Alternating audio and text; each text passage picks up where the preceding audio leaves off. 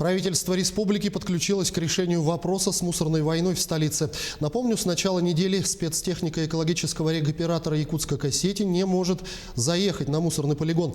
Из-за образовавшегося долга перед МУП «Жилкомсервис», в ведении которого находится единственный в столице полигон, приостановлен запуск мусоровозов. К решению спора двух хозяйствующих субъектов вмешалось правительство региона. После ряда переговоров минувшим вечером Якутска Кассети восстановил работу спецтехники.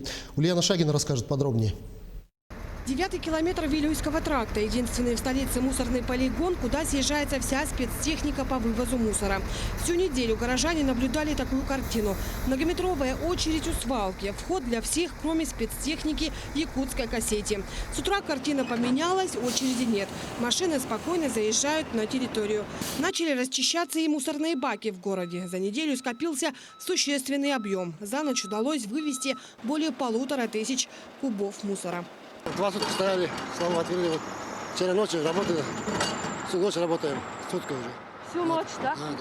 Да. Мусора много, да, скопилось? Много, вот видите, накопились, гребаем всю ночь. Причиной мусорного коллапса стал спор между двух хозяйствующих субъектов – Якутской Кассети и Жилкомсервис. Заезд на полигон осуществляется либо по заключенным договорам, что у нас должно было произойти с Якутской Кассети. У нас договор подписан с обоих сторон, но со стороны Якутской Кассети он подписан с разногласиями. И в соответствии с 432 статьей Гражданского кодекса этот договор считается незаключенным. В соответствии, если нет договора, то необходимо приобретать талоны. Но отсутствие талонов не единственная причина, которую выдвигает Жилкомсервис. У Якутской Кассети накопился и существенный долг перед муниципальным предприятием. Жилкомсервис называет сумму в 50 миллионов рублей. Пока идет спор двух хозяйствующих субъектов, страдают горожане. Конечно, неприятно, но он не увозится уже где-то очень давно. Сколько дней уже прошло? Ну, дня 3 точно, наверное, 4. Все копится, да? Да. Приятно, конечно. А раньше такое было? Раньше нет. Всегда вывозили? Всегда вывозили, всегда было аккуратненько в течение лета. Для решения вопроса пришлось вмешаться и правительству региона. В Якутской Кассете заверили, что со вчерашнего дня договор уже на стадии подписания. Решается и вопрос с талонами. Решается вопрос отпуска талонов без учета коэффициента сжатия. То есть будет вывозиться, отпускаться талоны по утвержденным нормативам по тарифу.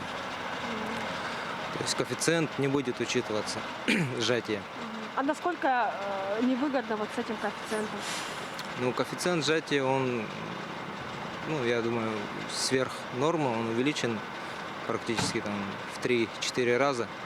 По настоянию правительства Якутской Кассете разрешили въезжать на полигон, но двум предприятиям нужно в срочном порядке прийти к единому решению. Учитывая, что полигоном управляет только Жилкомсервис, а вывозом мусора может заниматься только Якутской Кассете. И главным решением спора станет заключение договора на оказание услуг по захоронению отходов, который до сих пор до конца не отработан. Правительство обязало при его заключении опираться на нормативные объемы, установленные региональным Госкомцентом. Ульяна Шагина, Григорий Николаев, Семен Семенов, Якутск.